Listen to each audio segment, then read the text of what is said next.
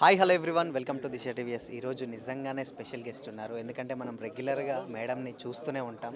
Madam shows కానీ లేకపోతే ఈ మధ్య కాలంలో సెకండ్ ఇన్నింగ్స్ కూడా స్టార్ట్ చేశారు. చాలా బాగా ఒక అమ్మ లెక్క, ప్రతి ఒక్కరికి ఒక అమ్మ లెక్క ఉంటుంది. అండ్ రీసెంట్గా రజాకార్ మూవీలో ఒక మంచి పవర్ఫుల్ క్యారెక్టర్ చాకల ఐలమ్మ గారి క్యారెక్టర్ అయితే చేశారు. ఒకసారి మేడం ఇంద్రజ గారు మనతో పాటు ఉన్నారు. Hi ma'am.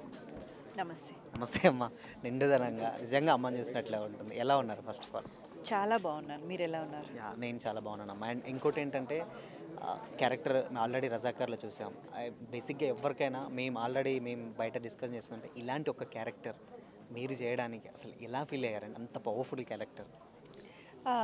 నిజంగా నా అదృష్టం అండి. చాకలి ఐలమ్మ అనేది ఒక వ్యక్తి కాదు. ఆవిడ ఒక ఏమంటారు, ఒక చాలా పెద్ద పోరాటానికి తన కుటుంబాన్ని కూడా, తానే కాకుండా తన కుటుంబాన్ని కూడా దారబోసి ఒక పెద్ద ఉద్యమానికి ఒక మూల కారణమైన వ్యక్తి, గ్రేట్ పర్సనాలిటీ. సో అలాంటి క్యారెక్టర్ మనకు వచ్చినప్పుడు ఏ ఆర్టిస్ట్ కన్నా అది చాలా గొప్పగా గర్వంగా ఫీల్ అవుతారు. నేను అలాగే ఫీల్ అయ్యాను.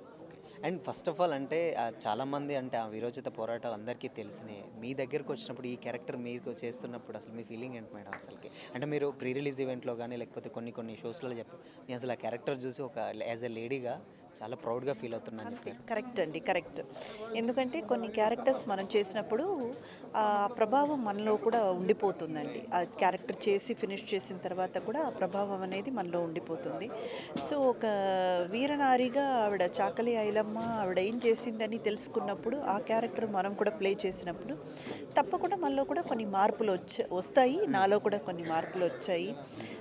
ధైర్యంగా, ఎప్పుడు ధైర్యంగా ఉండే ఆడదాన్నే, కానీ ఇంకా కూడా కొంచెం నిలదీయడం అన్నది ఎప్పుడు ఎక్కువ ఆలోచిస్తాను. ఒకరు ఏదైనా మన కళ్ళ ముందు తప్పు జరిగినా, కానీ ఇప్పుడు కొంచెం తప్పు లేదు, నిలదీయొచ్చు అన్నంత ధైర్యం వచ్చింది. అండ్ అంటే క్యారెక్టర్ అంటే చాలామందికి సీన్ చూస్తున్నప్పుడు కూడా ఎవరు ఎక్స్పెక్ట్ చేయలేదు. ఇంత మునుపు మీరు చేసిన ప్రీవియస్ ఈవెన్ అంటే శతమానం భవతి ఆ mother character, but first time మాకు కొత్తగా అనిపించింది. మీకు ఎలా అనిపించింది స్క్రీన్ మీద చూసినప్పుడు? అండ్ మీకు వచ్చిన బెస్ట్ కాంప్లిమెంట్ ఏంటి ఆ క్యారెక్టర్ చేసినప్పుడు? ఒకటేనండి, ఆర్టిస్టులు ఎప్పుడూ కూడా డైరెక్టర్స్ ఏం చెప్తే అది మేము చేస్తాం అంతే. మాకంటూ ఓన్గా అంటే అఫ్కోర్స్ ఆ క్యారెక్టర్ చేస్తున్నప్పుడు మనం కొన్ని ఓన్ ఇన్పుట్స్ పెట్టొచ్చేమో, కానీ డైరెక్టర్లు ఏం చెప్తే అలా ప్లే చేయాలి. సో మదర్ క్యారెక్టర్ చేసామా, సిస్టర్ చేసామా, హీరోయిన్గా చేసామా, ఇలాంటి పాత్రలు చేసామా అన్నది కాదు. ఏ పాత్ర అయినా దానికి న్యాయం చేయాలి. మనం కూడా అలాగే చేసాము. చూసిన ప్రతి ఒక్కరు ఫస్ట్ కాంప్లిమెంట్ అయితే డైరెక్టర్ గారి దగ్గర నుంచి, సెకండ్ అయితే ప్రొడ్యూసర్ గారి దగ్గర నుంచి వచ్చింది. ఇప్పుడైతే చూస్తున్న ప్రతి ఒక్కరు కూడా మంచిగా అభినందిస్తున్నారు. చాలా చాలా సంతోషంగా ఉంది. అండ్ మాకు పర్సనల్గా కలిగిన ఫీలింగ్ అంటే ఇలాంటి క్యారెక్టర్ ఒక ఆర్టిస్ట్కి పడితే అసలు అది చాలు సెకండ్ ఇన్నింగ్స్లో అని మేము అనుకున్నాము. అండ్ ఫ్యామిలీ నుంచే లేవన్నారు మేము ఈ క్యారెక్టర్ చేసినప్పుడు, సార్ కానీ లేకపోతే పిల్లలు ఇలా ఈ ఎస్. క్యారెక్టర్ చేసినప్పుడు. అంటే ఎవ్రీవన్ ఈజ్ వెరీ హ్యాపీ అండి.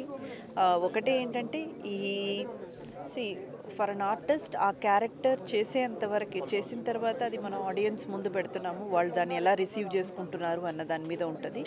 ఆడియన్స్ చాలా బాగా రిసీవ్ చేసుకున్నారు. ఇక ముందు ఏంటంటే మిగతా డైరెక్టర్స్ అండ్ ప్రొడ్యూసర్స్ ఓకే ఈవిడ చేత ఆ, చ- చాలా సటిల్గా, బ్యూటిఫుల్గా, లేదా ఒక గ్లామరస్గా, ఇలాగే కాకుండా ఈ విధంగా కూడా గ్లామరస్గా ఒక కోపావేశంతో మాట్లాడే ఇలాంటివి కూడా ఈవిడ చేత ప్రయత్నించవచ్చు అన్న ఒక నమ్మకం అయితే వాళ్ళకి కలిగి ఉంటుంది. సో దానికి ఒక బెస్ట్ క్యారెక్టర్స్ మనకు పడితే, తగిలితే ఇంకా మంచిది.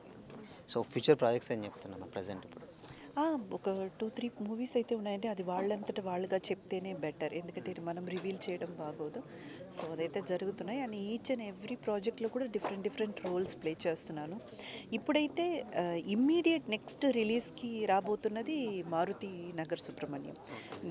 రావు రమేష్ గారు అండ్ నేను ఇద్దరం జోడీగా చేశాము మూవీ. అదైతే మళ్ళీ ఒక సంచలనాత్మకంగా చాలా ఒక వేవ్ క్రియేట్ చేస్తుందని నమ్మకం ఉంది. ఓకే. సో ఫైనల్గా రజాకార్ మూవీ గురించి ఏం చెప్తారు ఆడియన్స్కి? యాజ్ అంటే అందులో చేసిన పవర్ఫుల్ క్యారెక్టర్ మీకు తెలుసు. ఆ క్యారెక్టర్ మీరు అంటే యాజ్ ఆర్టిస్ట్కి ఏం చెప్తారు? రజాగర్ మూవీ సంబంధించినంత వరకు ఎటువంటి అపోహాలకి గురవ్వద్దు. వీళ్ళు ఏం చెప్పారు, వాళ్ళు ఏం చెప్పారు, ఇది ఒకరు ఒక మతానికి చెందింది లేదా ఒక వర్గానికి చెందిందని ఎన్ని రకాలుగా మాట్లాడినా అవేవి మీరు నమ్మొద్దు. మీరు రండి, మీరు వచ్చి మూవీ చూడండి. ఇది నిజమైన చరిత్ర. ఇందులో ఏ మాత్రం కల్పితం లేదు. సో మీరు చూడండి. మీరు చూసిన తర్వాత మీకు నచ్చితే ఆ మాటని స్ప్రెడ్ చేయండి. అందరూ చూడడానికి మీరు మీరు కారణం అవ్వాలి అని నేను కోరుకుంటున్నాను. Thank you ma'am, thank you so much.